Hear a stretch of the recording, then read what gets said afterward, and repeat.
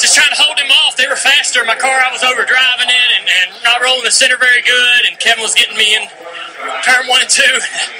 I just couldn't back it down. I was just way overdriving the car, so I could get him through the tunnel in 3. I was fine. Man, he could come through 1 and 2, and I wasn't driving the car right, but we had a fast car all day. Steve's strategy was perfect at the end. I don't know if anybody knew what was going on, man, but that was pretty awesome. It takes a really, really smart guy to understand how, what to do and to take those gambles. Sometimes they pay off, sometimes they don't, but I can't believe we swept Pocono. I think the 24 had a great car, the 41 was fast all weekend, but we definitely went home from the last race and made our car better. So that's what I'm proud of this team for, is that they went and they didn't set on what we did last time. They wanted to get better, be a faster car where we didn't have to get a little luck to win. So I want to thank National Guard, Diet Mountain Dew, Kelly Blue Book, Chevy Sprint, Michael Baker International. These guys came on board. They support the foundation, the National Guard Youth Foundation, saving a lot of kids, getting them straightened out, a lot of dropouts, turning their lives around in a great way through the Youth Foundation. So I want to thank them and Michael Baker for coming on board and supporting the foundation. Junior, you and Steve Letard have something very, very special. Now, we can see from the calls you talked about what it means to the team that you end up in victory lane, but what does he mean to you? Well, he's just, we get along really, really good, and I just, I'm just feeling real lucky to be able to have the opportunity to work with him and this whole crew. The whole crew's got, as good as Steve is, and as awesome as the guys here, the whole crew's that deep, and everybody's got awesome personality. Everybody's got a great attitude. Just real lucky. I can't believe I fell into this group, man. I'm just the lucky guy that gets to drive for them. Maybe winning races regardless who was driving the car. I'm just lucky to be a part of it. And I want to thank Junior Nation for supporting us, everybody watching. I know they had a great time watching that. All the fans here today seem to enjoy it. Great racing. Had a lot of fun. Dale Earnhardt Jr. sweeps both at Pocono, and that was Mr. Hendrick on the phone there that called, and he was talking to inside the car. Comedy bang bang, comedy bang bang, comedy bang bang, comedy bang bang, comedy bang bang, comedy bang bang, comedy bang bang, comedy bang bang, comedy bang bang, comedy bang bang, comedy bang bang, comedy bang bang, comedy bang bang, comedy bang bang. This is not Comedy Bang Bang, and I'm definitely not Scott Ackerman. Welcome to NASCAST 500, the only NASCAR podcast that gets an STD test after touching Danica. I'm Elizabeth Moxley, and I'm joined with Phil Mathew and Hamm. Hey guys. Hey. What's going on? We just got back from Pocono, and I gotta say, I don't give a shit. Yeah, Pocono was the typical boar fest it is, and excuse me, that's just about that's the level of that race, how fun that was. I'm glad that it wasn't the fucking Johnson show. That was one good thing, but it really wasn't all that good of a race. And then again, when is Pocono a good race? We haven't had a good Pocono race in years, and it hasn't been anytime recent. I'm really glad that Kyle and Johnson both were out of the race and didn't even get to finish because of their quote-unquote bad luck. And that was probably the only good part of the race. I'm really surprised that Junior was actually able to do the Pocono sweep. And it was kind of hype, though, because when he came into the race, everyone was like, oh my god, can you do the Pocono sweep? And then, hey, he did the Pocono sweep. They did just what he said he was going to do. And I'm just like, I love Junior and all, but who cares? It's just Pocono. It's like, you want Daytona, that was a big deal, but Pocono, sweeping Pocono, like, shit, there's tons of guys that done that. Danny Hamm was the last in 06. And, but glad that Kyle blew up and that Johnson wrecked twice. And I guarantee he blamed Goodyear for him not having a good day and can't just accept the fact that his team was shit that day. And I really wish it could have been someone like Kurt or someone like Brad. Somebody had a chance to win the race, but hey, as long as it's not Johnson or Kyle, I'm cool with whoever wins. All right, forgive me for doing this. I have to do it for the nation. Junebug! Woohoo! Junior! He actually won races that actually are real tracks. All right, I'm done. I had to do that. I was waiting to do that. All the inbreeder babies that just got made in the last few days, and all the nation, they can't believe it. He's won races. I mean, it's just an unbelievable feeling. Him and Stevie spooning on Saturday nights to discuss race strategy. I mean, it's such a great feel-good story. It's so wholesome, and people are thinking really that he has a chance to win the championship, and it's so beautiful. I mean, that race was absolute garbage. I mean, I love going to Pocono. If you're there, there's so much stuff to do, and the fan interaction, that's the one thing I missed from not going this year compared to last year, was just goofing on fans all day, because that was the best part. Because the race was absolute trash. And a common denominator with bad racing and Cup is when Hendrick wins, usually. I mean, Gordon, granted, I can tolerate him, but the rest of them are just god-awful. And, Junebug winning with one of the 74 strategies that was going on that ESPN couldn't keep track of, that's going to happen. I mean, this next 2 weeks, there's going to be strategies. They won't be able to keep track of any of them. I have this bad feeling that he's going to contend this weekend because he's never contended on a road course. And now that Stevie doesn't have to worry about anything, they're going to go and take a real shot at it at Watkins then, and he might win, and I'll throw up. That might start the end for me if he actually wins on a road course. But I mean, Johnson hitting the fence because he runs low tire pressures and he's a fruit. I mean, that's fine. That's good. It helped the race. Pucamania having the car, probably the best car she's ever had in her life, and wrecking in 15 laps was just hilarious. If Tony had that car, he'd have won that freaking race. Kurt the same way. And then, there's other nonsense that went on during that race, so it was just kind of irrelevant.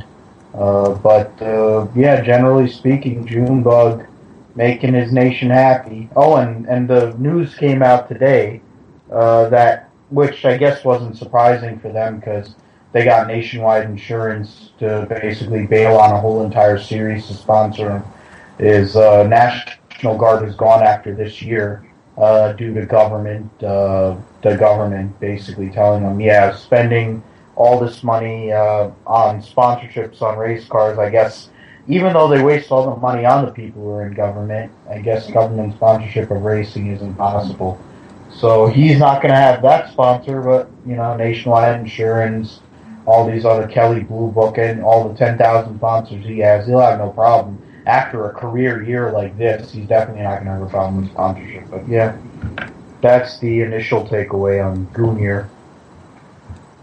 Yeah. I think it's bullshit how the last couple of years there's been talks about National Guard leaving NASCAR because of some bitch trying to put together all this money so they so National Guard should leave NASCAR, same with Army and whatever. And this was like, 2-3 years ago? There were talks of Army leaving, there was talks of National Guard leaving, and so on and so forth. And, at the time I was like, really? This bitch is going to go that far off of just because National Guard is sponsoring a race car? Give me a fucking break, That's probably like the least of their worries that they should be worried about. But no, they're not. They're fucking, they think it's a bad thing for the National Guard or Army to sponsor a cup car. I think it's bullshit.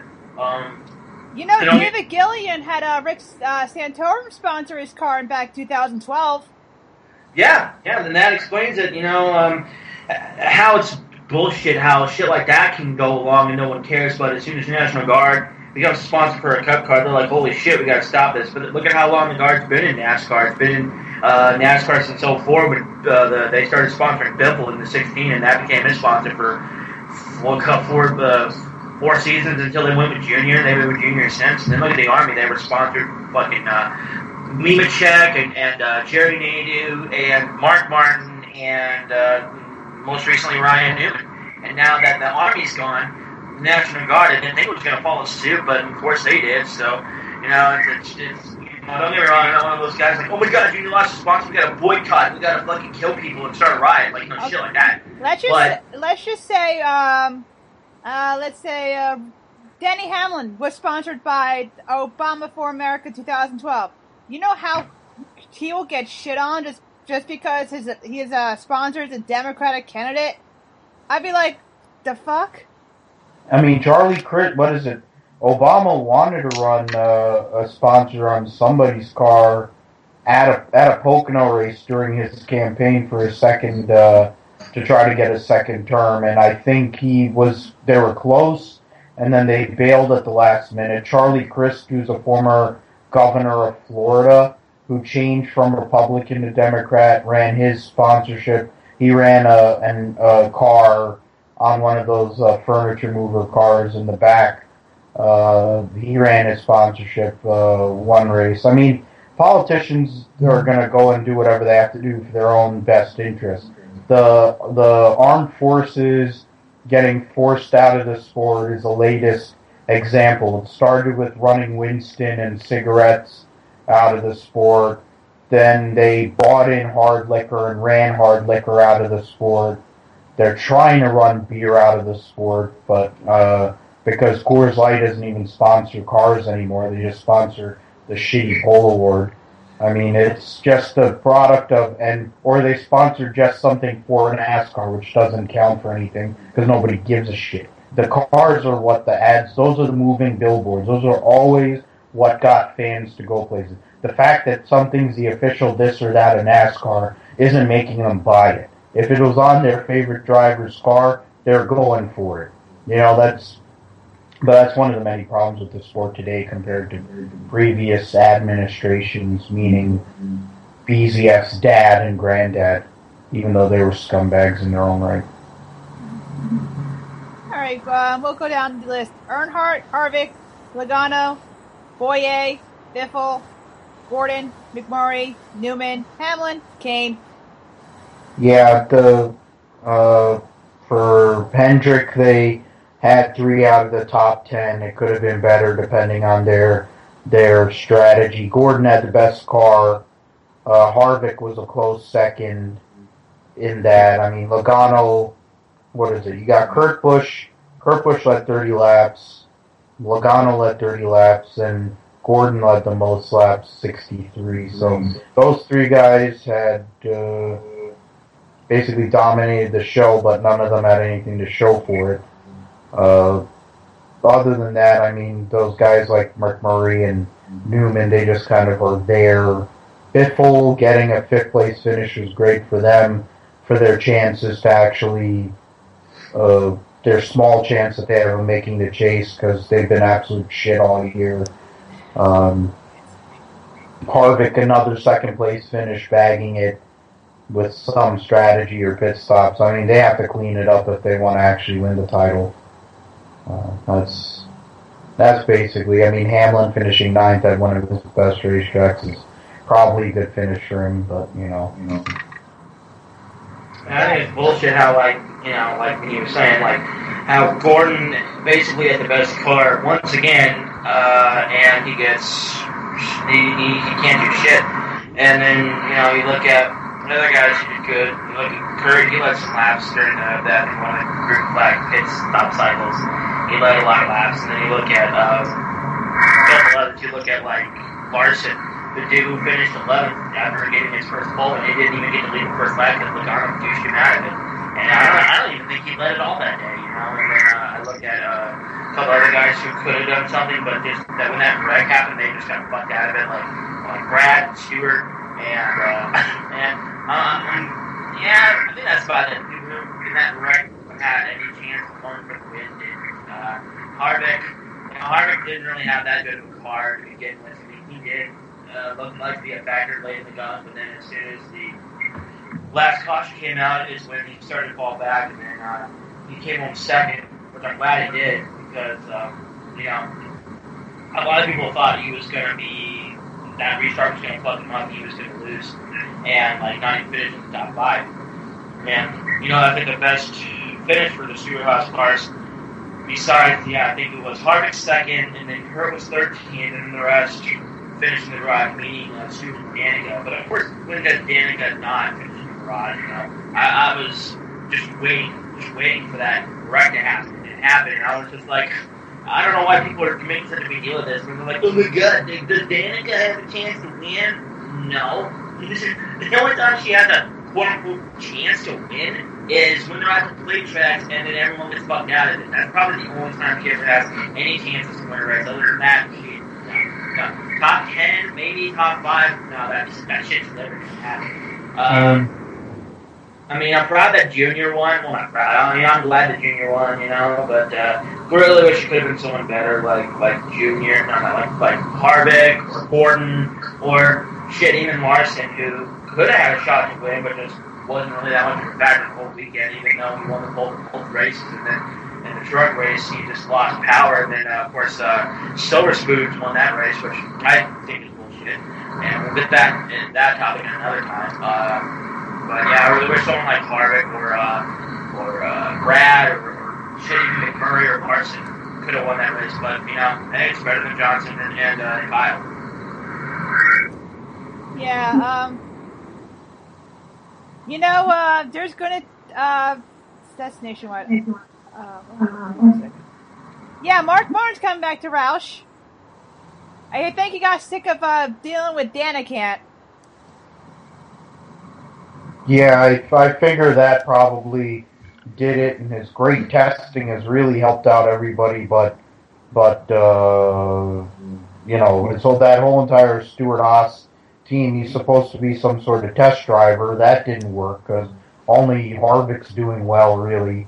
And then you got trying to teach her how to drive. He finally just said, "Screw it! I'd rather go and work for One-Eyed Jack again."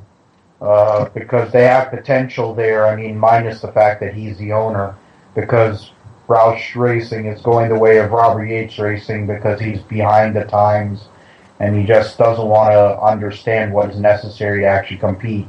And that's a big problem for them in the long run, both short term and long term.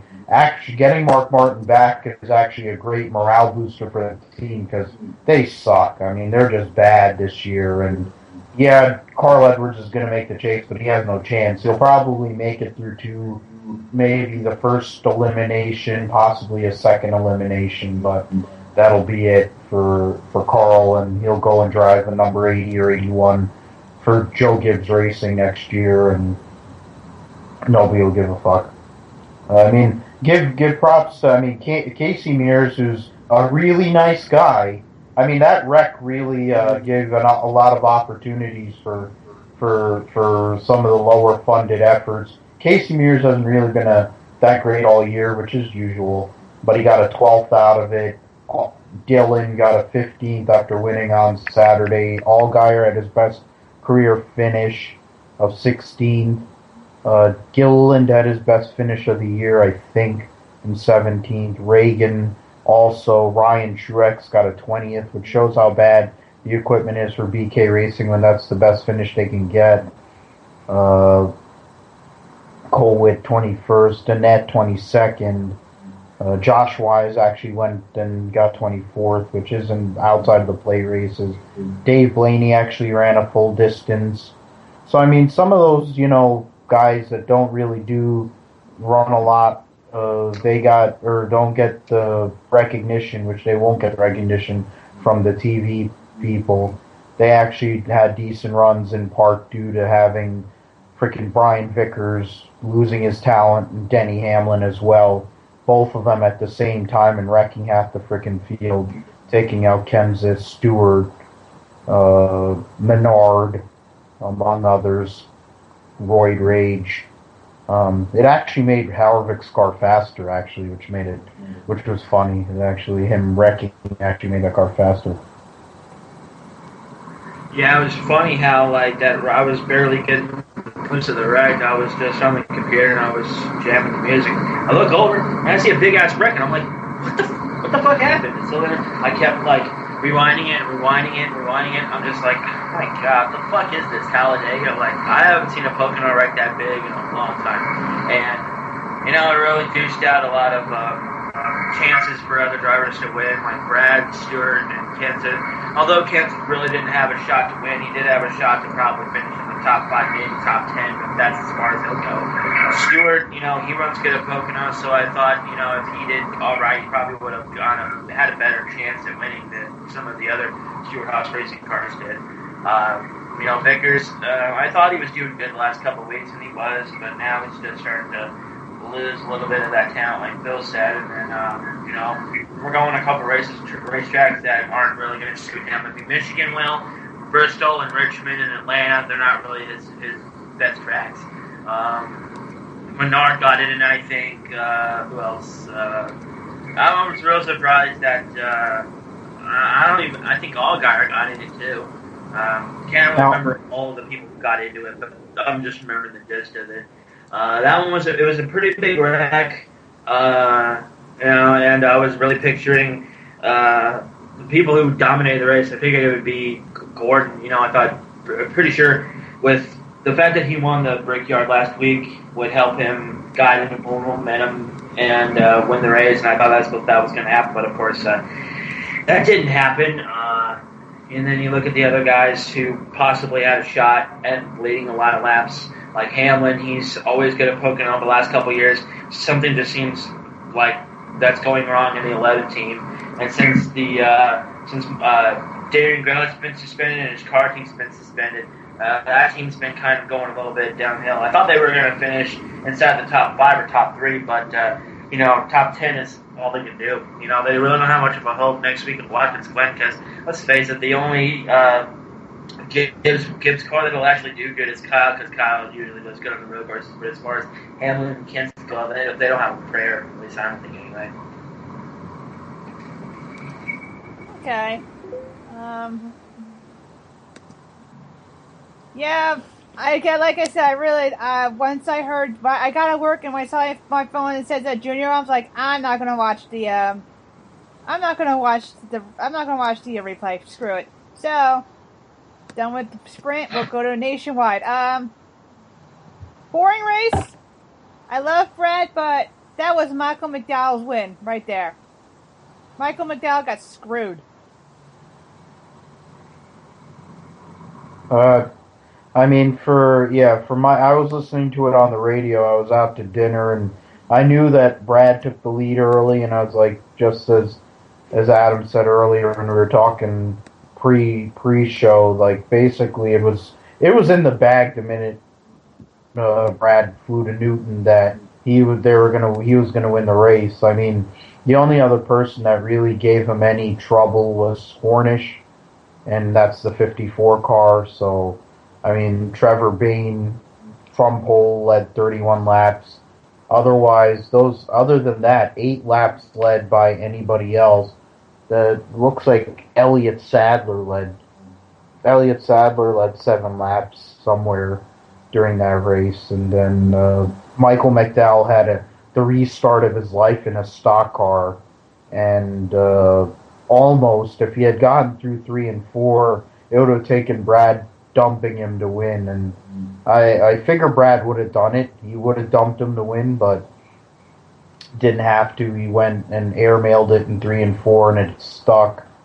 And he won another race. In similar news with Cup guys going and trying to help promotions, I think Kyle Busch won a super modified or super late model race in Canada earlier this week, and the joke on one of my pages, he's taking the little kids' lunch money. At the end of the day, it's never going to change as long as the people who run the sport are the same, and as long as the TV groups focus on the Cup guys, it's never going to change. Even though the commercials will show the Nationwide regulars, the races they only focus on, they have a very narrow focus. So it was basically a Brad Keselowski and Sam Hornish benefit on Saturday. And then adding Dave Burns being the announcer was totally unwatchable because he's monotone and sucks dick. Yeah, the race was boring as usual. I mean, because not the fact it's a Cup regular, but... Oh yeah, wait, never mind, it is because it's a fucking Cup regular. I'm tired of seeing Cup drivers win in Nationwide. And it's like, I love Brad too. Brad's my boy. You know, he's my number one, tied with Gordon as Cup drivers go, or favorite drivers go. But I was just like, oh my God, are we serious with this shit? By lap 50, when he took the lead, I was like, oh, okay, Brad's going to win, guarantee it. And by that restart, I was just like, yep, he did, and he fucking win. And I knew it from the get-go. I knew it that when he took the lead, it was just going to be his deal. Yeah, Michael McDowell, really, you know, I think that if he was in a better riding Cup, he probably would be doing better than he is now, running like half of the schedule for a really underfunded team. And you know, and this is a guy who raced at MWR in his rookie year in 08, and you know, he was doing better then than he is now. And I think that if he had a better car that he's running now in Cup, he would do better. So. Yeah, McDowell definitely had a shot to win. If they had a few more laps, I'm pretty sure he would have won. But, you know, Brad just you know, he fucking gunned it and was able to lead and not look back. And, you know, it's just par for the course. The Cup drivers who have won this year nationwide, Kyle, Harvick, Brad, and Kane. And Kane, those four, you know, they have more wins combined than any of the NASCAR regulars who have won this year do, being Regan Smith, Chase Elliott, and Elliott Sadler, and Ty Dillon. The rest of them are fucking Cup guys. And, you know, I wonder when, you know, Brian Phoenix is going to get off his ass and actually implement the law where, Never. Yeah, never. But, you know, as much as we love to see that a rule, like where they can only run like this many races, I'd say 5 would be the most they could run, because more than 5, they'll just fucking win all the time. But, you know, with the way that things are going right now, I highly doubt it.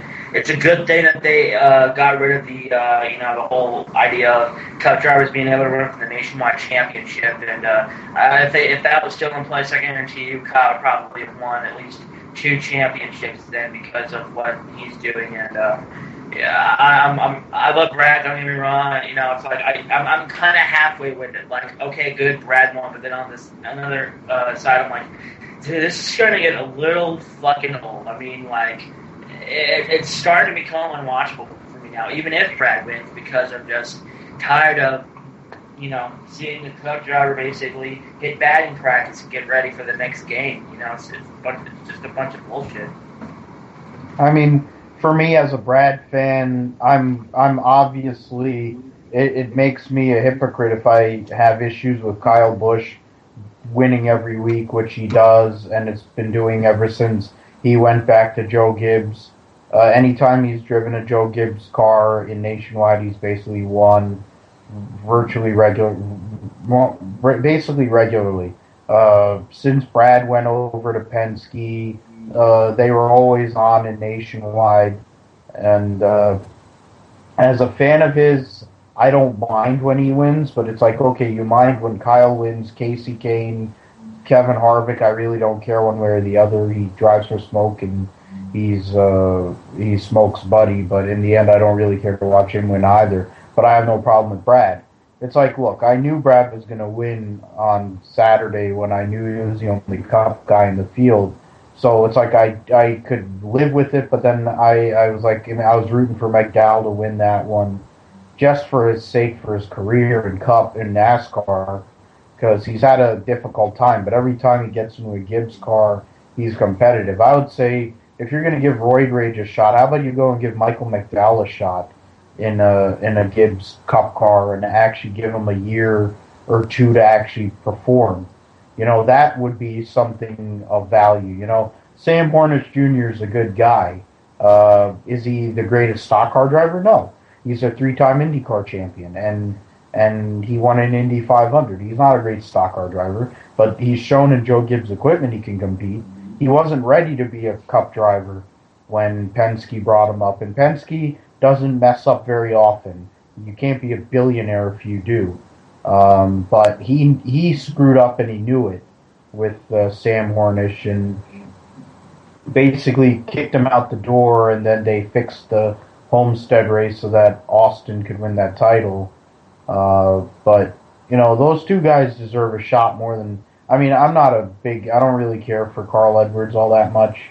because he seems like a like a shitty pro wrestler to me. He's friend of John Cena. What do you expect? Well, yeah, so then it makes sense because he wins sometimes, and then, you know, I mean, he doesn't have 75 world championships. He's just a guy. He's just another one of those mediocrities. So, I mean, the hell with Carl and all that. I mean, what is it? You got Trevor Bayne, Sam Horner. So basically, the top four were the four best cars. Ty Dillon finished fifth. Regan Smith, Scott, Chase Elliott, Dylan Kwasniewski, and Kyle Larson's 42, and Elliott Sadler finished 10th. So most of the nationwide regulars who are actually running for points did pretty well. Kwasniewski got a top 10, didn't put in the wall, so that's a good day for him. You know, Josh Berry making his first start for Junior Motorsports, a 12th place finish is pretty good.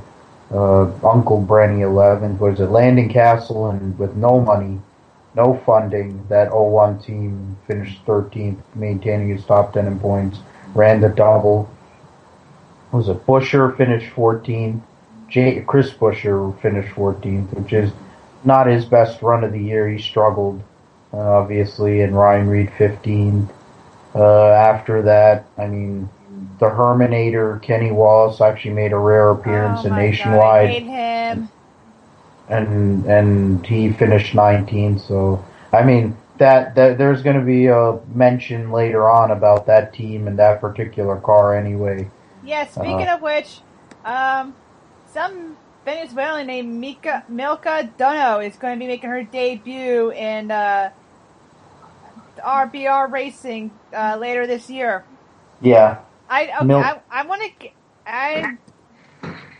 You guys told me that she's a horrible driver. I want to give her a chance. I want to see if she can actually race a car before I can say you suck. Adam?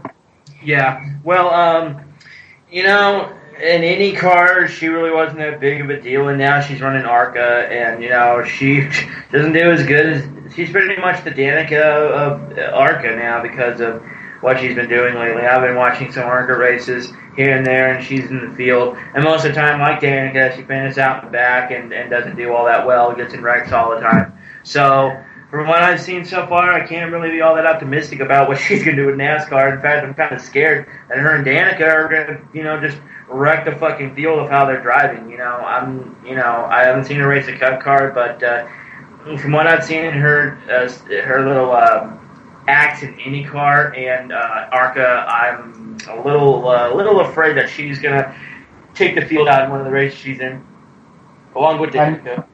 Yeah, I mean, going off on Adam's point, I mean, she started on pole in the ARCA 200. No pun intended, she started on pole at the ARCA 200 last year. And I think 20 laps into the race, she spun her tires on a restart, wrecked, and half the field. I mean, yeah, it's an ARCA race, granted, but like half the field was taken out in that wreck. I mean, yes, she was driving for Venturini Motorsports in part because she brings money, Venezuelan money, Citgo and all that stuff. Like, she's probably fucked Hugo Chavez really hard, and that was the main reason why she had a career, because while she's intelligent, she's in her 40s, I mean, she's got a good body. I mean, her face is give or take if she has makeup or not, but her body's pretty good, and at least she looks feminine, unlike Pukemania. But her driving was so bad, they made her start and park in IndyCar. Like, she was so slow, she was such a hazard in IndyCar, they made her start and park in IndyCar. I mean, she was so bad that Danica got pissed off at her when they were in IndyCar, and they got into an argument, and Milk and Donuts went and threw a towel at Danica's head, because that was the one person that Danica could actually beat on speed. And look, she's a sweet lady. I met her last year at the ARCA race at Pocono. She ain't bad on the eyes to me. I mean, she has a great figure for... She's got what I like, but the fact of the matter is she couldn't drive a hot stick up a dog's ass. She's one of the worst race car drivers I've ever seen in my life. And I mean, she could do porn real well. I mean, she's got a great body and look for porn, but in terms of racing a car, it shows that Robbie Benton's in bad shape when he's going for Milk and Donuts to go and drive a Nationwide. I just hope that somebody puts Pucamania in a car so that they can have another cat fight, because that was probably one of the most entertaining things that took place during that whole entire IndyCar season that few years ago. I mean, let those two go and have a little cat fight, mud wrestling. Do something during the middle of the race, because they'll be both out of the race after 50 laps. So let them do something in the infield, and put Nicole Briscoe in there too. That'll get really hot. Okay, so we're done with the Nationwide. Now we're going to Pocono Mountains 150. The autistic Dylan won. I apologize to all the people that have autism. Sauter, Coulter, Boyer, Wright, Blaney, Jones, Hornaday, Wallace, Lofton, and Nemechek. Yeah, but now the typical Boarfest, unlike when we went to Eldora, and that was an awesome race. We go from there and we get a completely boring race with fucking nothing but Cup guys leading the way. Dylan led a lot of laps, and so did Boyer. And it's funny how Boyer finished better in trucks, and he hardly ever runs trucks, than John Rex Townley, who got in an accident in ARCA. Which I'm not saying it's a good thing that he wrecked and wasn't able to race the weekend. It's messed up if he actually did get injured and whatever, and that sucks. But the guy can't race for shit in anything he drives. He can't even run go-karts without fucking running into the wall. So, for Boyer to be in the 05 truck that weekend, it was cool. Was he sponsored by Zaxby's? Boyer? Yes, their team, yeah. Yeah. And, he got put in that car, that truck in the last second when Chanley wasn't able to make the truck race. And, he finished third, which is hilarious because that's the only time they've ever finished inside the top 10 in any fucking race in the last couple of years, and it was by a Cup driver that did it, and I think that's hilarious. The fact that he fucked up every restart that they gave it in the last 10 laps or so, and fucked up every one of them, and Silver Spoons took off, no one was able to catch him, and I think that if Larson didn't have his problems in that truck, he probably would have won that race. I'm gonna be confident and say that. It'd rather be anybody than fucking than Dylan. And, it's just like, you already won trucks, you won the championship. Just go in Cup and let your ass get whooped by Kyle Larson every week. And at least try to make the truck race decent, which it wasn't. If Dylan wouldn't have won that race, I don't know who would have finished second or won that race. But as long as it isn't Kyle or Dylan, then I'm cool with whoever wins. And that race was total disappointment, and I even made a Facebook status saying, "Dear Austin Dillon," flipped middle fingers, because that's how I felt after that race, because I felt that was a shitty truck race. It was a disappointment, and it was just an embarrassment to watch, especially to see that was Silver Spoons taking the checkered flag, which now he only runs certain truck races, and in those certain truck races he ends up winning. So definitely looking forward to the next truck race for him. Yeah, I mean, for Larson had the best piece in the whole entire racetrack. The motor problems basically screwed him over. I mean, he had the best truck. He should have won that race for sure. And then Dylan winning, I wasn't shocked by it. I mean, you're talking about limited races with Richard Childress equipment.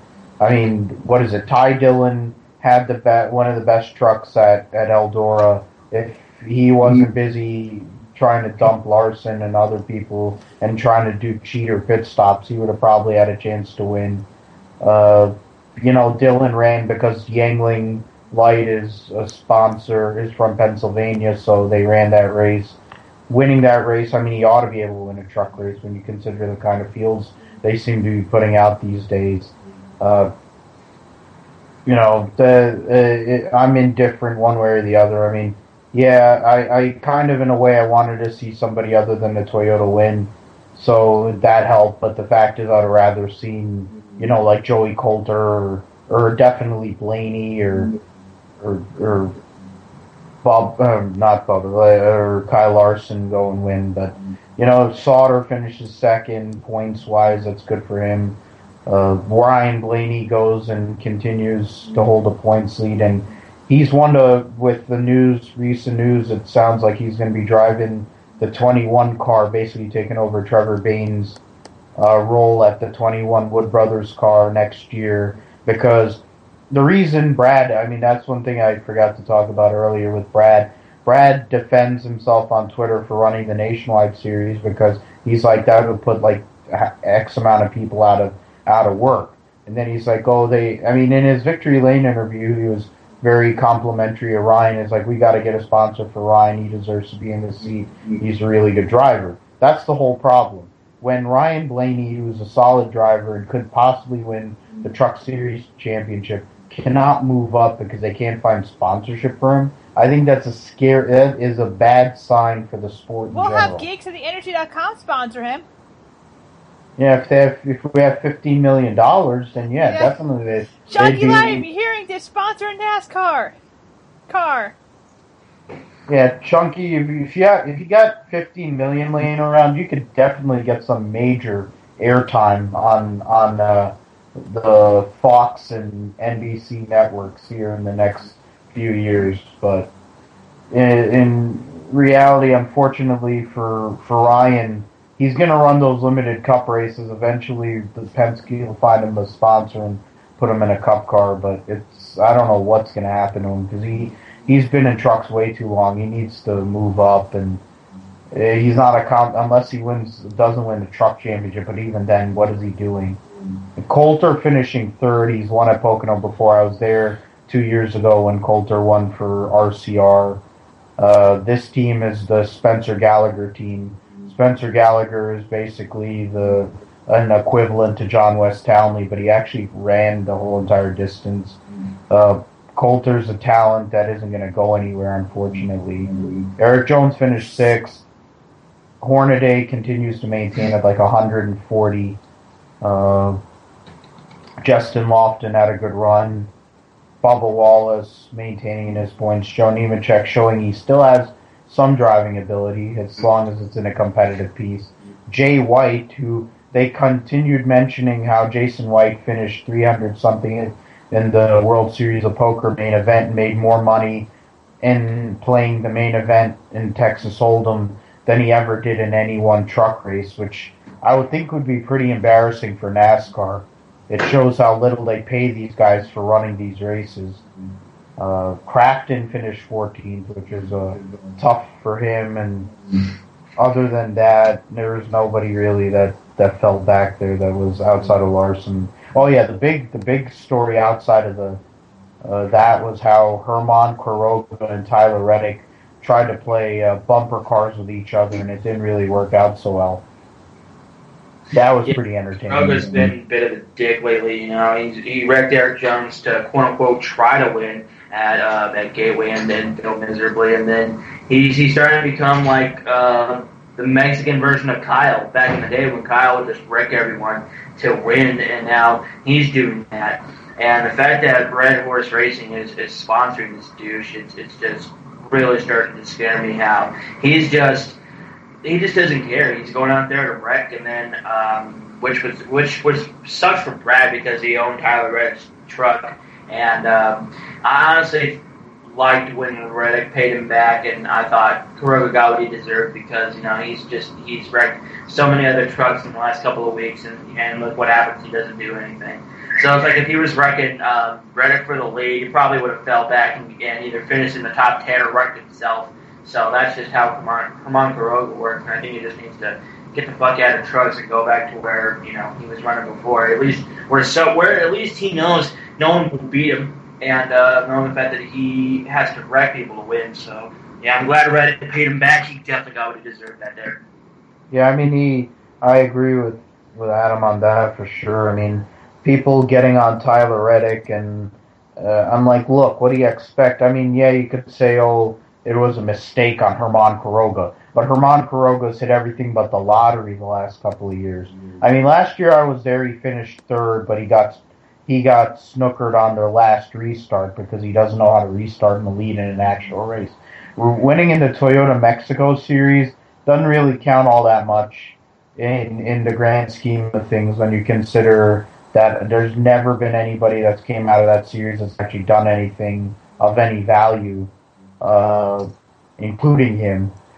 I mean, Miguel Paludo, I mean, they're showing the highlights of the race the year before, and it just reminded me, what the hell happened to Miguel Paludo? How the hell did he lose his ride? He's just as good or better than anybody freaking Turner Scott running their trucks on a regular basis, or a bunch of these guys. I mean, Herman Quiroga wrecks his own teammate. He wrecks all these other people. He dumped Eric Jones at Martinsville, I think. I mean, he dumps people regularly, and the fact that this is the first time he got repaid is pretty ironic. I mean, and then they got all these people get bent out of shape about it. It's like, look, Brad had to do what he had to. It's like all these guys. Unfortunately, it's become a trend in due part because of people like Kyle Busch. You know, then it's with like Roid Rage did it. Then Brad did it. So then they're like, oh, well, Brad doesn't know what he's doing, so he tells his drivers to go wreck people on purpose. Who the hell cares? It's Herman Quiroga. I mean, unfortunately, it took out Tyler Young, who Michael Waltrip adeptly identified as, oh, he had a strong top 23. I've never heard the phrase a strong top 23 finish until I heard MW55's fruity ass talking about drivers who just fill the field, because that's what he is. He and his best day, Michael Waltrip was a top 23 driver, because he sucks dick, literally and figuratively. But that the truck race was, I mean, if you're there, it'd have probably been better. Watching it on TV, the announcing wasn't all that great. Having to listen to Michael Waltrip is never good. They're going to go to Michigan next week, and it's going to be a war the same way. So, I mean, it's not as long as trucks run on tracks above a mile in length, or that are not like flat, like Gateway, the racing isn't going to be all that good. And it's never been, and it never will be, because of the way they have the trucks right now. Yeah, we're going to Watkins Glen this week, one of Phil's favorite road courses. Favorite tracks. Not just road courses. Adam posted something on his page saying PK Jr. is making his Cup debut. Is that true?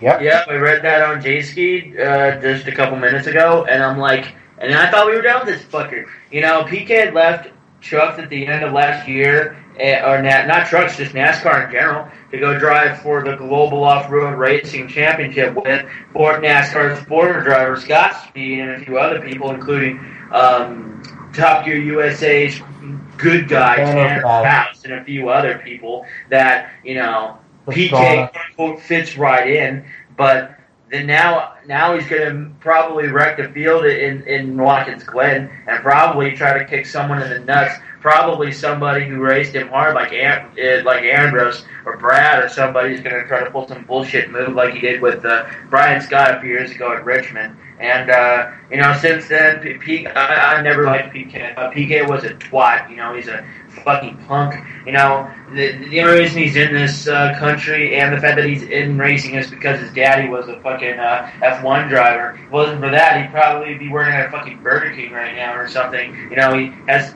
no talent. The fact that he won 2 truck races and had a chance to possibly win some nationwide races is a fucking miracle to me. And a lot of people were like, "Oh my god, PK won! It's awesome for the Brazilians." Well, that doesn't matter. The fact that PK's a tool makes it less enjoyable. He treats people like shit. He can't even, if he's gonna get into a fight with somebody, a driver, he can't even fucking fight him like a man. He has to kick them in the balls like a pussy. So, I can't stand Nelson PK, and I hope a lot of people punch him and put him in the kitty litter for him being a shitty driver. Hopefully, someone like Marcus Ambrose. What team is he going to be on? The Randy Humphrey racing team, which is what I was going to piggyback off of Adam's point. It's like, look, Nelson PK hasn't driven a stock car since last November.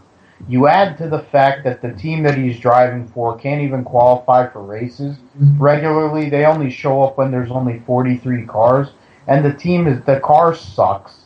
I mean, basically, he's going to hit. He's there to be to do target practice. He's going to hit somebody. I just hope it isn't any of my drivers. If he hits Jimmy Johnson, I'll be glad. If he hits like Junebug, good. Just take somebody out that I don't like. If he hits one of my drivers, I'm going to be so pissed that it's not even funny. Look, he's leading the Global Rallycross Championship. Good for him. That's where he belongs. He's just a halfway decent driver who's piggybacking off his dad's name, being a 3-time World Drivers Champion. Nelson Piquet got fired from Formula One because he listened to his bosses and wrecked his race car on purpose. He's famous for wrecking his race car on purpose and kicking a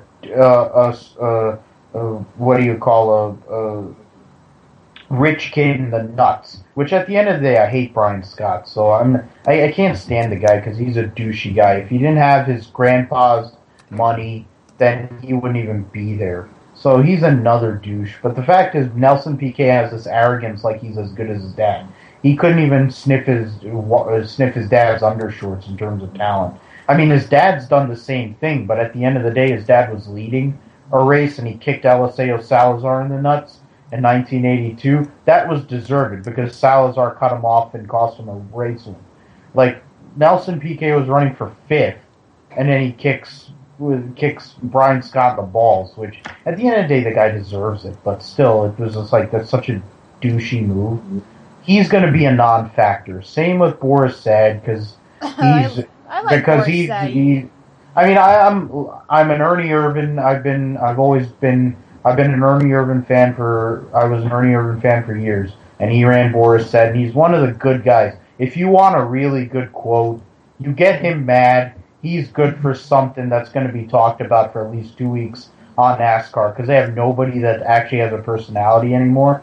Like, his whole rant about Greg Biffle was just awesome, and he wanted to beat that bug-eyed dummy up a few years ago at Watkins Glen. That was hilarious. But he's going to be a non-factor. Every driver that's in the field that's considered a ringer, for the exception of Michael McDowell, is going to be a non-factor. So the race should be, pretty, because it's usually one of the more, for a strategy race, it's one of the more interesting races, and people run out of talent a lot at Watkins Glen, so that means there's going to be more cautions, more wrecks. So obviously for that segment of people, there'll be stuff, but in the greater point, Nelson Piquet is just there with the works car to go and promote a sponsor that he has and just fill the field. He's not going to do anything of value. So it's unless he hits somebody of value, which would be hilarious, because then he'll never drive another NASCAR race again. Okay, I'm on the what is it? The entry list for the Zippo 200. There were 8 Sprint Cup drivers that are being part of it: Ambrose, Logano, Kenseth Kozlowski, Menard, Larson, Josh Weiss too, Busch, Kyle Busch.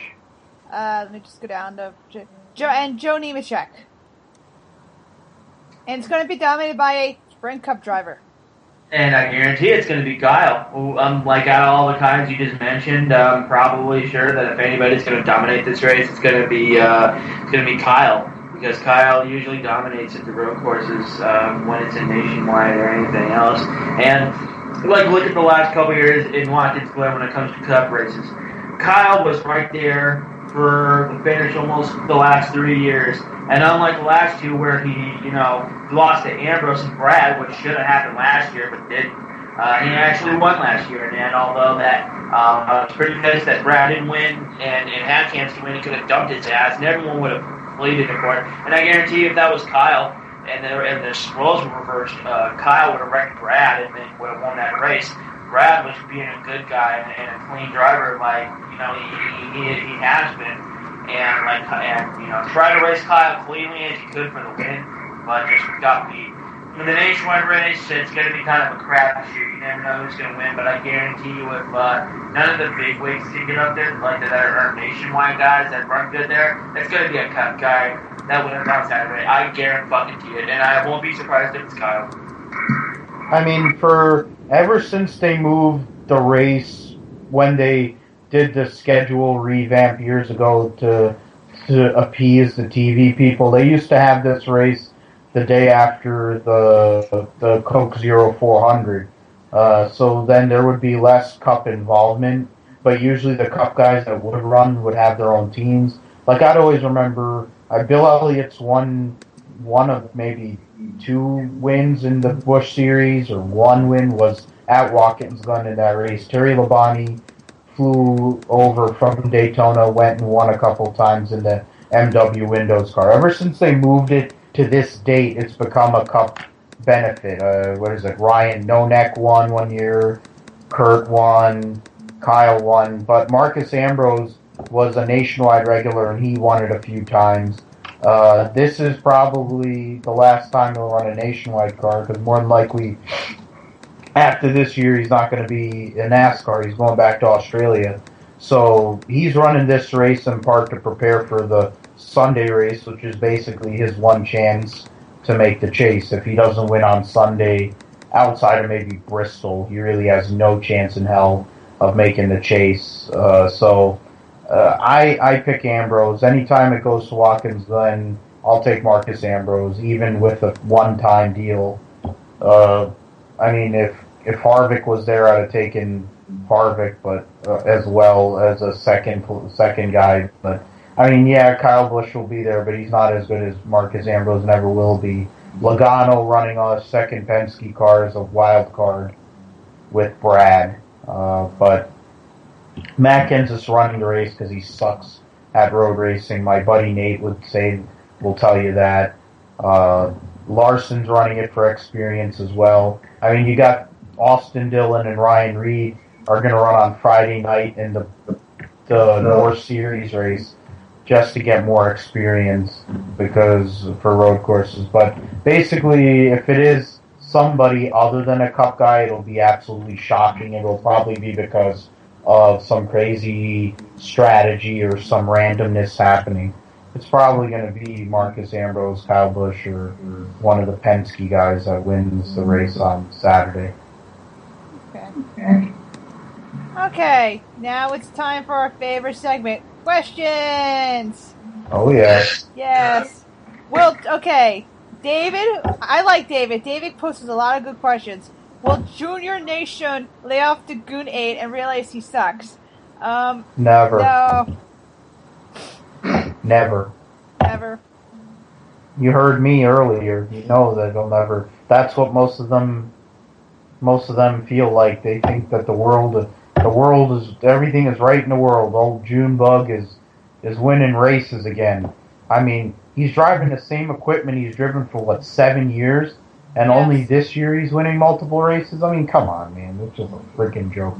Any other driver that isn't named Dale Earnhardt Jr. would have gotten fired by now for the kind of productivity that idiot has put on most of his career at Hendrick Motorsports. They fired good drivers for less at that race team, so... Wasn't Kyle Busch used to be part of Hendrick before they fired him? Yeah. They fired him for Junebug, basically. Okay. Will Tony Stewart bust someone's ass if he doesn't make the chase? Yes? Yeah, probably. I can see in Stewart's eyes that it's becoming less and less adamant for him to win races. He needs to either win at Watkins Glen, which I can see happening because he's really good at Watkins Glen and he's won there 5 times. 5 times. Michigan, I don't know. Stewart's really not that big of a factor when it comes to Michigan. Bristol, he hasn't been a Bristol contingent for years. Atlanta could be a good shot. Richmond maybe, but if he doesn't win in the next 4 or 5 races, his ass is out. And, I wouldn't be surprised that if he's in second or third, he'll wreck somebody to win, which I wouldn't mind because Stewart needs a win. He hasn't won it all this year. He hasn't done shit this year. He did better last year before his accident than he did this whole entire year being in the car since February. And, I really don't know why he hasn't won this year. But it's the fact that Stewart Haas cars really haven't been that good except for Harvick. And, you look at Stewart running like shit. Kurt, other than the Martinsville win, running like shit. Danica, that's a fucking given. Of course she runs like shit. wouldn't be surprised that if one day Stewart gets in a fight with some guy on pit road or whatever, and they end up duking it out like a la last year when him and Logano got into it at ACS, which was pretty funny because I really wish Stewart would have fucking flat out floored that punk ass bitch. Because I can't stand Joey Logano, and he deserved his ass whooping after intentionally wrecking Hamm and then breaking his back and saying, "You got what you deserve." Stewart's just been a little, he gets a little more mad, less mad than he used to back in the day. But I could see him getting into a fight with one of the guys on pit road, like a driver, like someone, like a part-timer, or one of his quote-unquote good buddies, and then they end up getting into it. So, yeah, I do see Stewart getting into that soon. As when he goes, if he doesn't win at Watkins Glen or Atlanta or Richmond, he's fucked. Yeah, I mean, for Smoke, it's been basically trying to get back into the flow of driving. He hasn't driven as much outside of the Cup Series as he's wanted to. Now he's only starting to getting back in the sprint car and doing other stuff.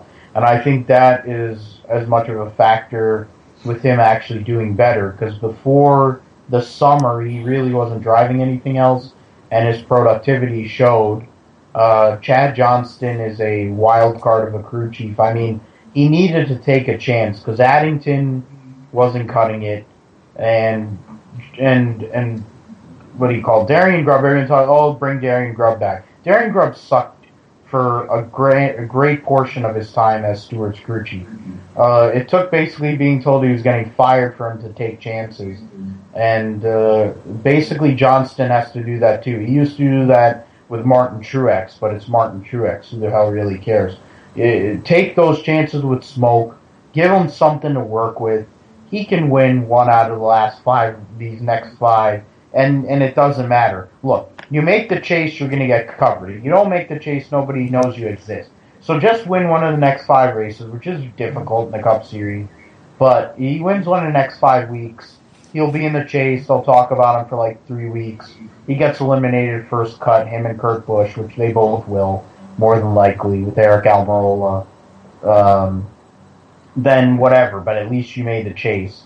I think Johnston's still having to compensate for the fact he's actually working with an elite driver.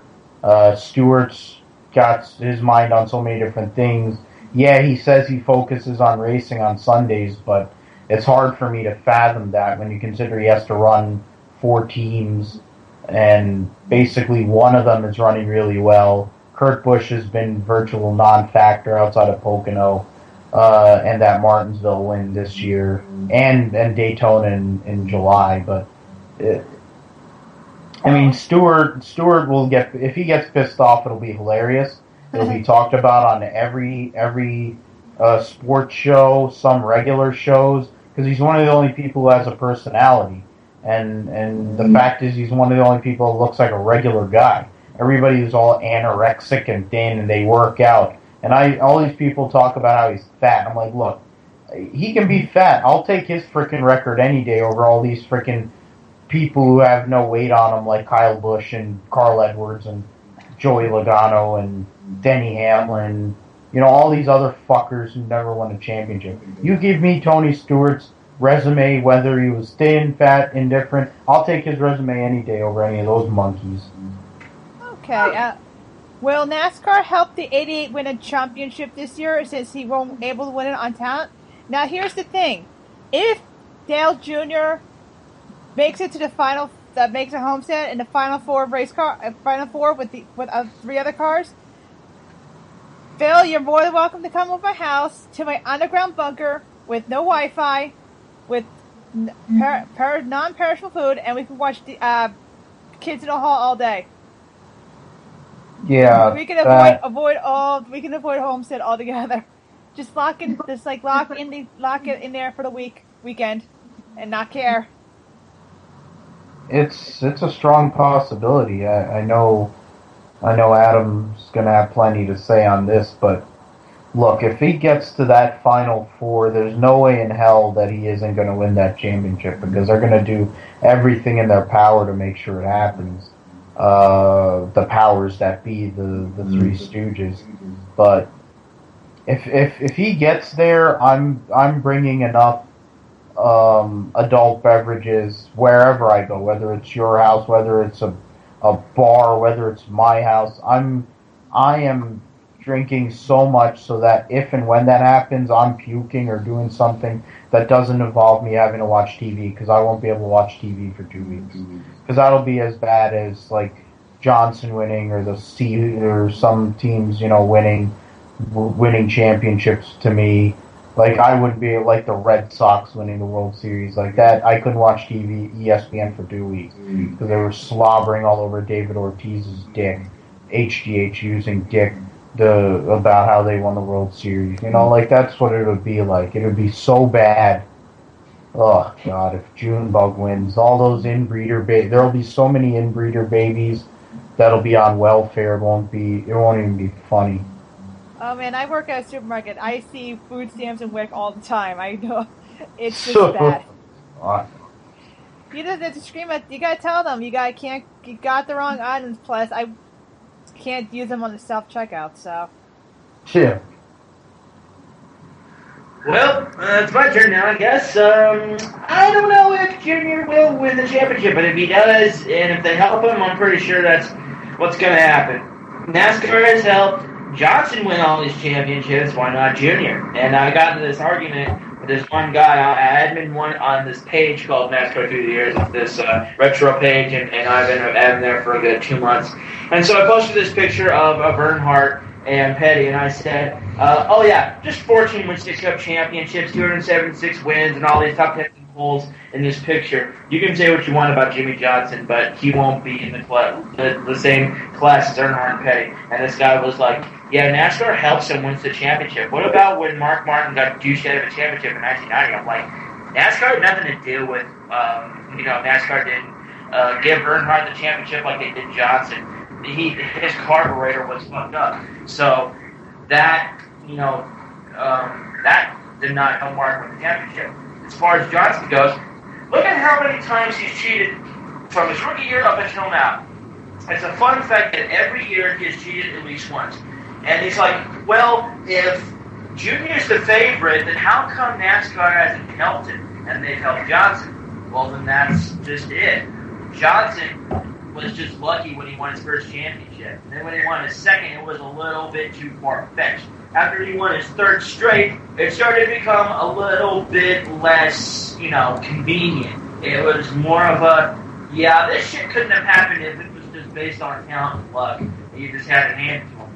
And as far as Junior goes, the reason why NASCAR hasn't helped him win the championships all these years where his douchey teammate has been winning is the fact that since his lack of talent, Hendrick, he sucked. He sucked ever since 2008. Look at his first year with Hendrick. 1 points win, finished dead last in the chase. Yeah, that really says dividends of the 88 team. Next year, they finished 25th in the points, didn't win a pole, didn't even make the chase. And that was just garbage to see. 2010 was pretty much the same, except he didn't make the chase, but he finished better than 25th. 2011, he actually made the chase for the first time in 3 seasons, and he got quote-unquote robbed in 2 wins, and both of them were Kevin Harvick's. And then 2012, he got that elusive first win back in the 88 at Michigan, and ironically, it was 4 years after his original win at that team. And then this year, he's actually doing something with his career other than just being the quote-unquote most popular driver in NASCAR, because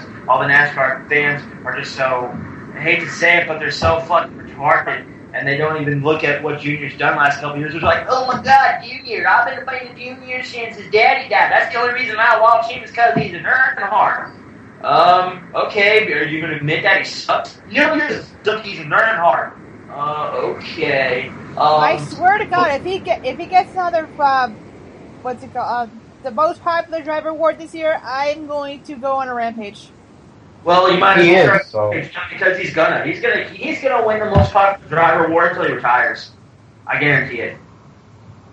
Bill Elliott won it, but he earned it because he was actually a really good guy, and 44 wins, a championship, 2 Daytona 500s, wins in every big race, win $1 million bill. He actually earned it. The only time he lost it during his career was when he didn't run and because of the late Dale Earnhardt. Other than that, he won every year. He was a regular in Cup.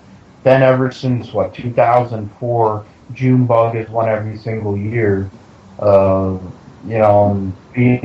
Pukamania or the only thing that could actually work against Junebug is Josh Wise and the Reddit campaign, because that's what got him into the All-Star race. Hopefully, that's people on Reddit go crazy and get Josh Wise most popular driver, because that would be awesome. But look at it this way. Would you rather have a guy who goes on Reddit and whores himself out, or whore herself in the All-Star race? Yeah, I mean, I had no problem with Josh Wise being in the race because it prevented Pukamania being in the race.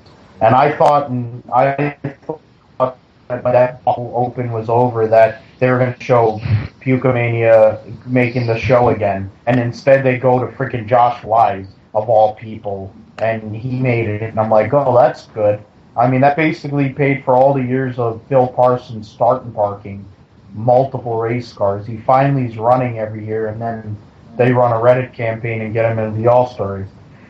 What was scary is the fact that Tony Stewart was basically running with all the furniture movers in the back of the field, which included Josh Wise. That was a bigger problem for me personally. But if he wins the most popular driver, good on him. Okay, should Denny Hamlin be piss tested by NASCAR?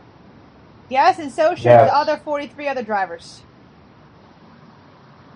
Well, I think that question is based because he basically tried to wreck twice, and the second time he proceeded in helping Brian Vickers lose his talent and wrecking a bunch of good race cars. I mean, I don't understand what part of tightening the race car up he can't clearly explain to freaking Darren Grubb, because he had a loose race car all day long, and that's part of the reason why he finished ninth. I mean, if he actually had tightened the car up a little bit, he probably would have had a better chance to win, but I mean, he wasn't going to win a race. Toyotas are down on horsepower about 20 to 40 horsepower, it seems like, so he would have had to win on fuel mileage. But yeah, Denny Hamlin, he probably does some drugs, antidepressants or something, which is fine, but he probably does other stuff that's more accelerated, because he's such a hothead, it's not even funny. Yeah, well, the piss test thing, it was, I kind of laughed when I said that, but I don't know. He doesn't look like he does drugs to me. But then again, neither did Jeremy Mayfield and what's happened there. But that's another topic for another day. If Hamlin is going to be piss tested, I'd say all the other drivers will. And when I say this, it'll probably be funny what they find in Johnson's piss. They'll probably find some steroids or they'll find something that they're making in hand. Probably just some weird shit. But I don't know. That's kind of like an off and off topic with me, but if Hamlin gets piss tested, sure should the other drivers, because they're only doing it to him, and it's just part of that. Because other than the fact that he did that little incident at Indy, that's nothing to get piss tested for. If it's for what Johnson has been doing, that should be worth enough for piss testing. That's what I think. Okay, is it true Jimmy Johnson has confirmed to have a sex change after the season ends this year? If he wins the championship, he's gonna give a little present to Chad for their 7 championships together and give him a little celebration. But I have one comment. There'll be a milk and cookies meeting, all right, between those two fruits for sure. Whether it's sex change or not, they'll definitely be doing a little MW55 action. Oh my god. Is it true Brian Vickers did a pre and post race cologne cleanse for better performance? I don't think he's allowed to do that because of his heart condition. Well, he might do coffee enemas, who knows? I mean, it makes sense. He stays thin. He stays thin somehow. If he can't do anything because of his heart, he might as well. He has to do something, so he probably does some sort of cleanse. For that, yeah. I mean, he screwed the pooch on Sunday. because he overreacts. Every time he sees a wreck, he overreacts and crashes out the field. So that was just par for the course for Brian Vickers. I mean, he drives for Michael Waltrip, so that just comes with the territory for who he drives for.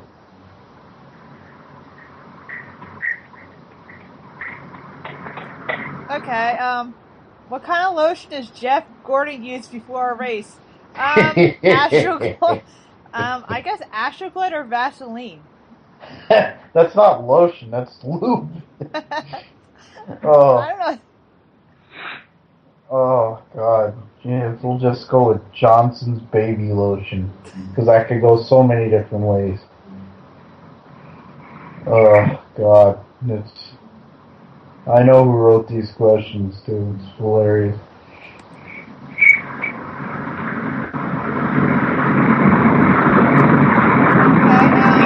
Wind tunnel? Yeah, I think he's in the wind tunnel. Yeah. Should Danica Patrick just race in the Nationwide Series or not even race at all? She should make me a sandwich. God, she should stick with her day job, which is fucking, giving head to fucking Rex Stenhouse all the fucking time. Let's look at her statistics since getting into NASCAR, which was 2010. Out of all her finishes, she finished in the 30s most of her career, whether it was Nationwide or Cup.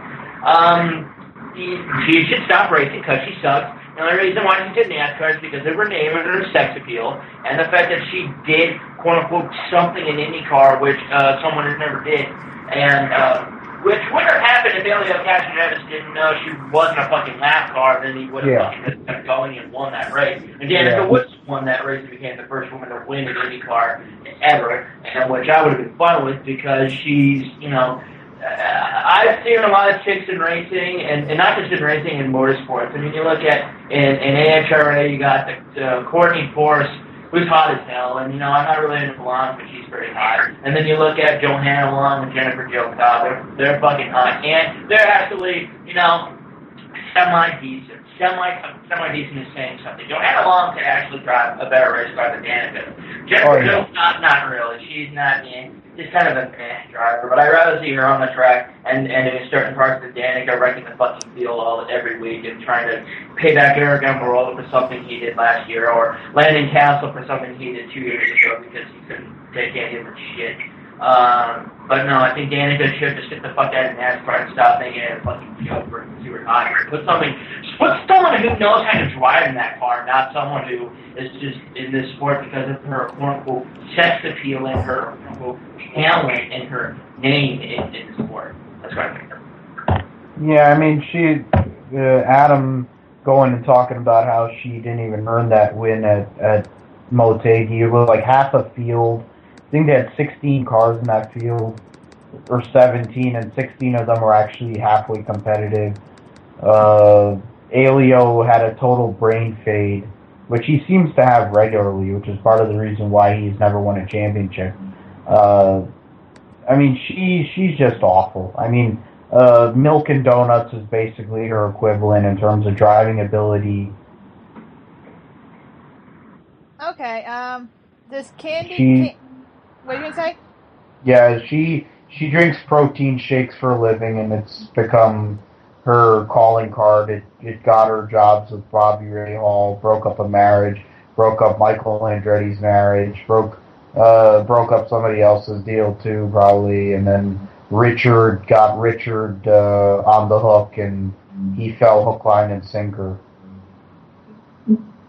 But yeah, she doesn't belong. Does Candy Cane use the men's or ladies' room to relate to his fans? Ladies' room. Yeah, ladies' room. Because he's basically, his fan base is 10 to 14-year-old girls, which made the fact he drove the Budweiser car all the more hilarious. Because he should have been driving the 17 magazine car or some shit like that, the Tiger Beat magazine car, if that still exists. That's funny. At my work, we haven't had any magazines in since May.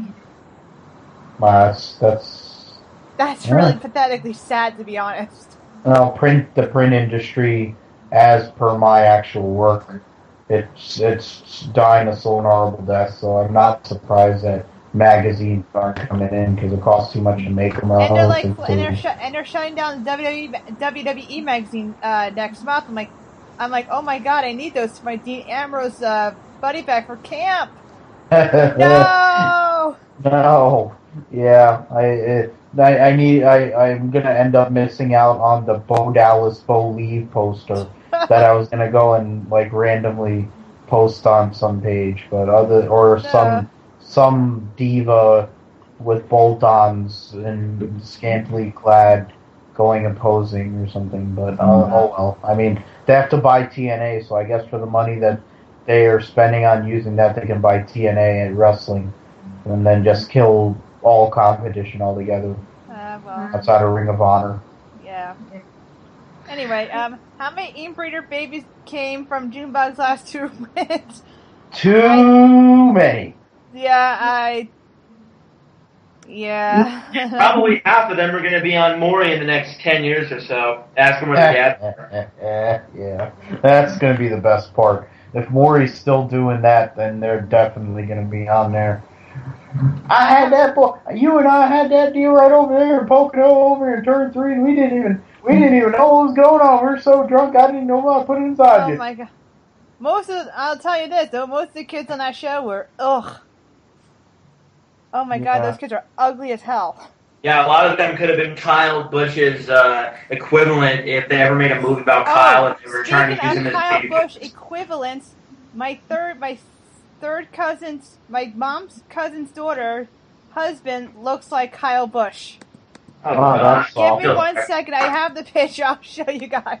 Oh man! Oh, I gotta see this. Yeah. This is heinous. All right, let me just go to my files. Christ on a stick. Yes. Oh my god, it's and my third cousin doesn't look that good looking either. So hold on 1 second. Man. I hate her. I hate her and her family with passion. Yay! They know not to deal with. They know not to mess with me. All right. Let me just go into the.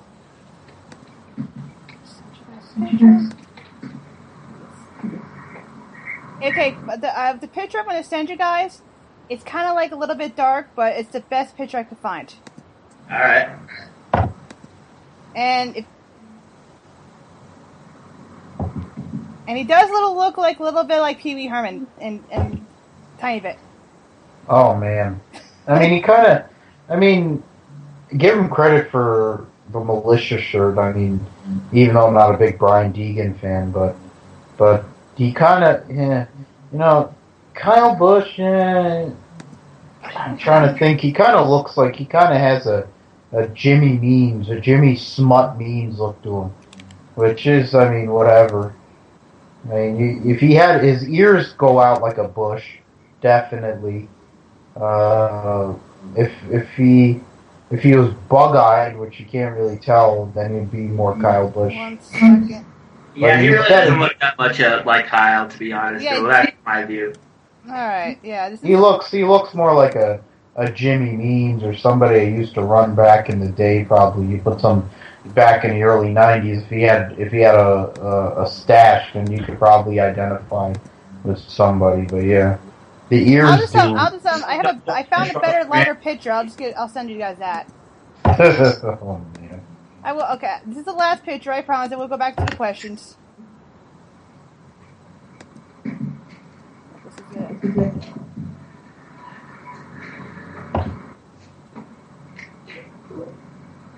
Yeah, it's like.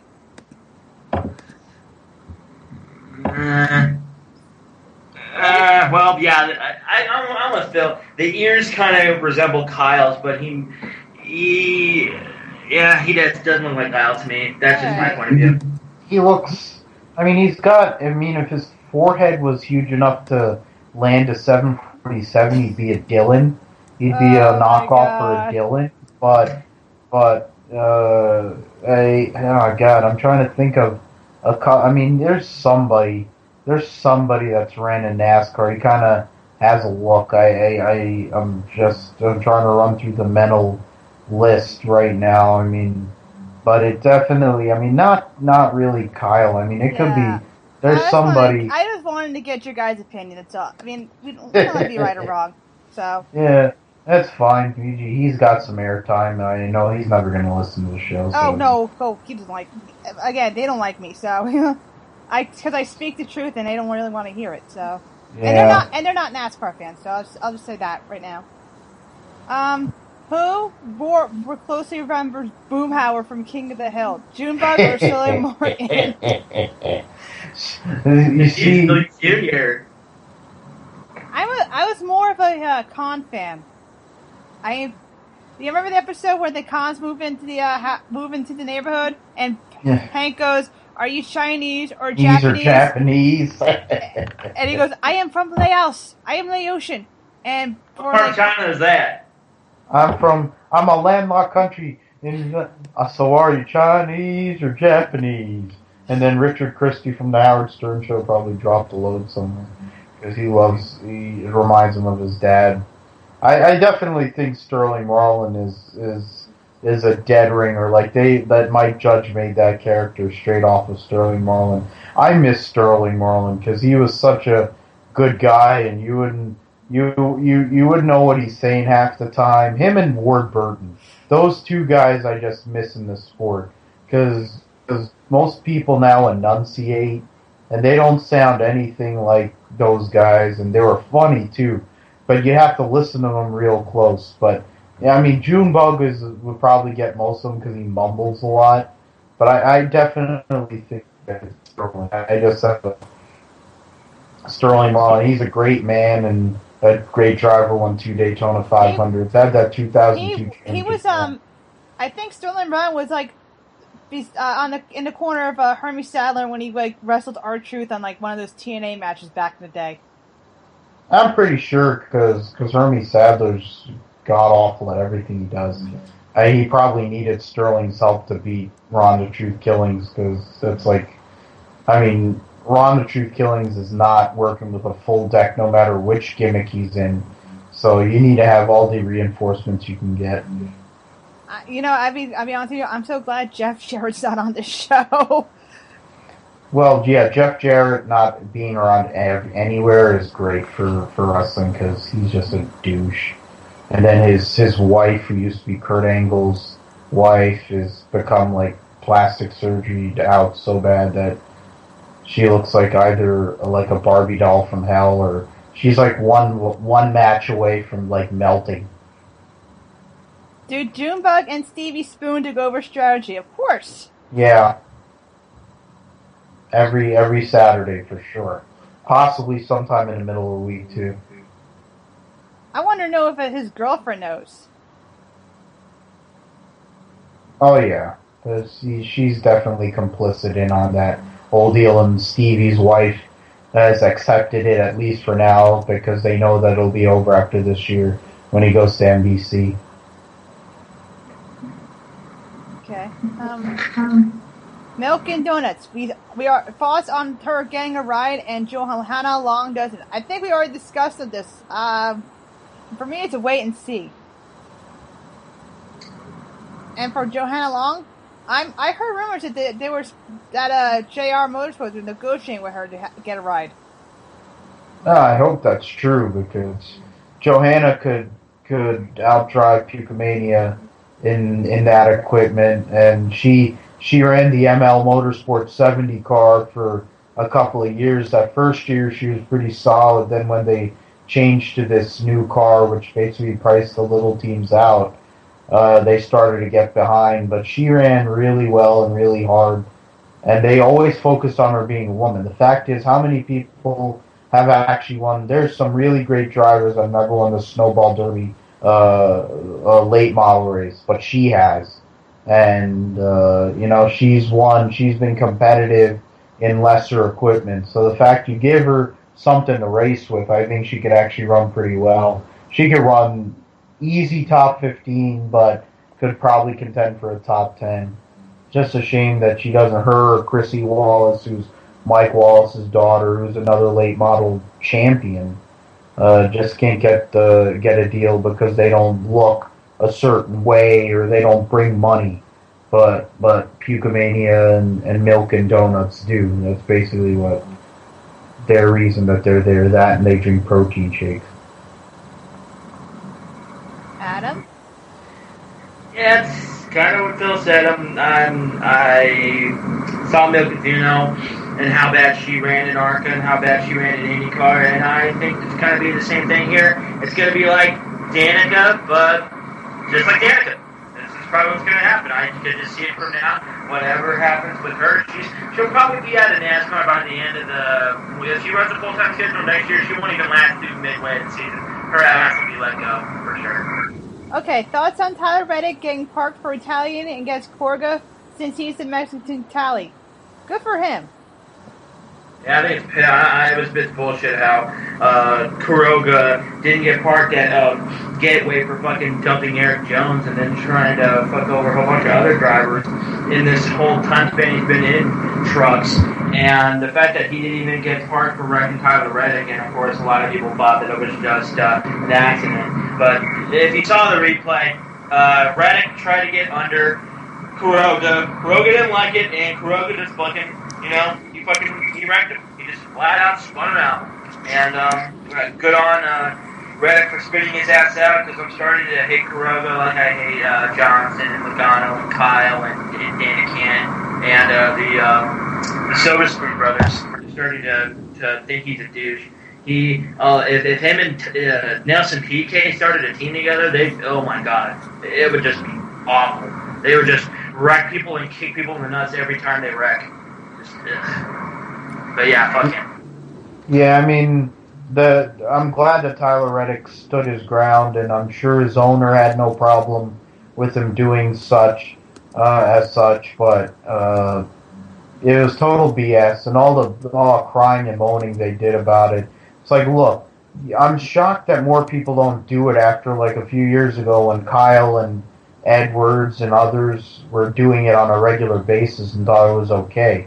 I'm surprised a lot of these young guys don't do it more regularly. Like Kyle Larson did it to win a race at Daytona, at the duel at Daytona, and everyone got on him. I'm like, look, Kyle Larson can drive a freaking wheelbarrow and run better than 90% of the drivers out there. The fact he did that, he wanted to go for a win. And the fact is that's become the norm. People dumping others to win races almost regularly. If you really want to race that win that bad, you're going to do what you have to do. And so, but then at the same token, if you turn somebody in the wall for no reason, you should expect retaliation. Yeah, it'd be better. They don't want them to use their trucks, but then they don't want them to go and fight. They don't want fisticuffs. So then how are they going to handle it? They're going to talk? No, they're not. Because nobody can understand what the hell Kuroga is saying anyway. Okay, finally, what does two-vehicle talent do now after Boyer kicked his ass in this truck? Sadly, I think he's going to come back. Yeah, there's no doubt he's not going to be back in that Zaxby's truck. The fact that he got wrecked in racing, I was either practice or qualifying for the ARCA race, but Townley he'll be back. There's just no keeping him out. Regardless of how many times he hits the wall, there's always some way he gets to be back in NASCAR. Fuck, he drove for Richard Childress in Nationwide for fuck's sake and still couldn't do anything. And that's like that was at the time when he was in that car, that was like one of the best teams in Nationwide, other than Gibbs and Roush. They were right there racing for the Owners' Championship for the first 2 years in Nationwide. He could be running with Hendrick and still run like shit, and yet they would keep him in the car because of his daddy being a part owner of Zaxby. So I think that this won't hinder his chances of coming back to ARCA/NASCAR. And I would hope that he wouldn't come back, not because of his injury, if he did get injured from what I heard, but the fact that he is just so god-awful on racetracks, and the only reason he's in the sport is because of his dad and his money, is just, the fact that, he can't even find a good driver to be in this sport that isn't, a rich kid. So, I think Townley will be back. It's just a matter of time when he does. Yeah, I mean, John Reck has has no worries because his daddy owns the team, is a sponsor. They got away from, Richie Waters' team so they could go and run this truck. But Clint Boyer jumps in the truck Saturday morning and runs fourth and could have had a chance to win, while he can't get to the front without miracles happening. The fact he hit the fence in an ARCA race, he hits the fence all the time. Brendan Poole is going to run his car this weekend. I'm actually friended on Facebook. Yeah, he's a good, solid driver. Venturini had him last year running. I think he'll get a top 5, possibly win at Berlin Raceway. Johnny Benson Jr.'s track, former nationwide and truck champion, cup winner at Rockingham, a good guy, ASA champion. But getting back to the bigger point, I think Brennan Poole will do just fine. Nobody really cares that John Reck isn't out there until he wrecks. He's just one of those guys you just wait. You wait for him, you wait for David Stremme. There's certain guys you just expect to hit the wall. It's just a matter of when. Okay. With that being said, it's time for plugs. We are proud members of the Geeks of the Industry Network. There are 9 shows, including ours. The main show, geeksoftheindustry.com, with Chunky Larry and his wife Loca Cola. They talk about pop culture, which, by the way, this week they celebrate their 2nd birthday, so happy birthday, guys. May you have many, many more. There are 3 wrestling shows. The main one, Mega Powers Radio, with MSR, Chunky Larry, and Reanimator. They talk about the week in wrestling. Mega Power, Pro Wrestling Nation with Funky Sam Medina, where he talks about wrestling with independent wrestlers.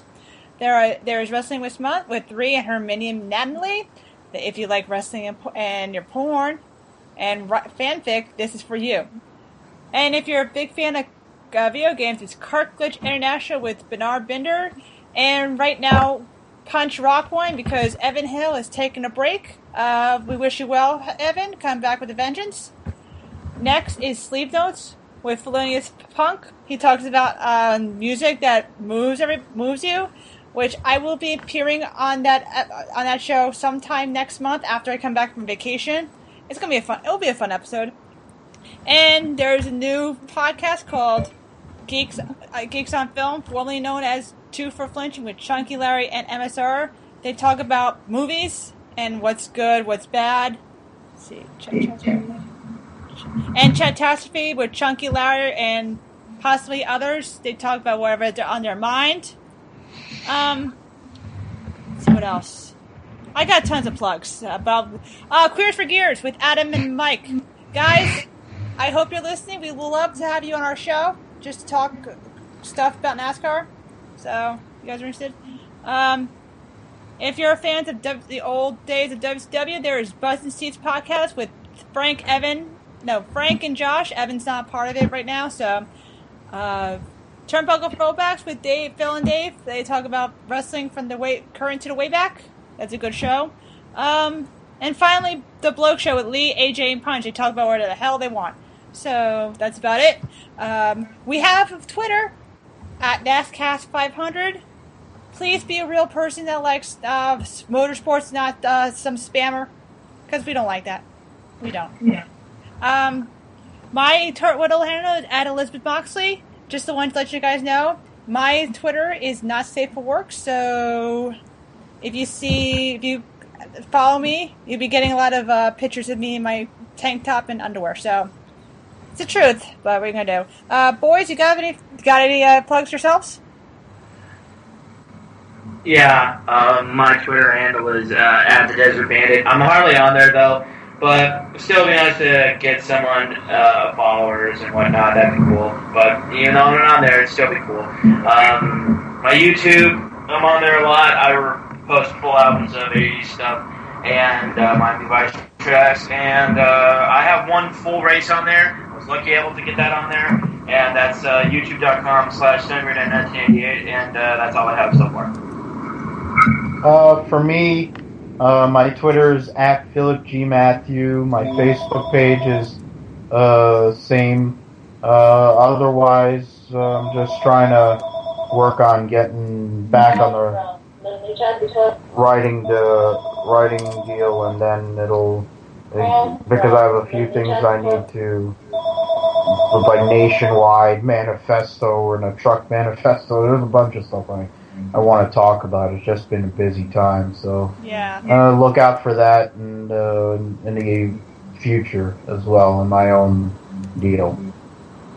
Okay, with that being said, for Adam and Phil, I'm Elizabeth Moxley. You guys have a nice day.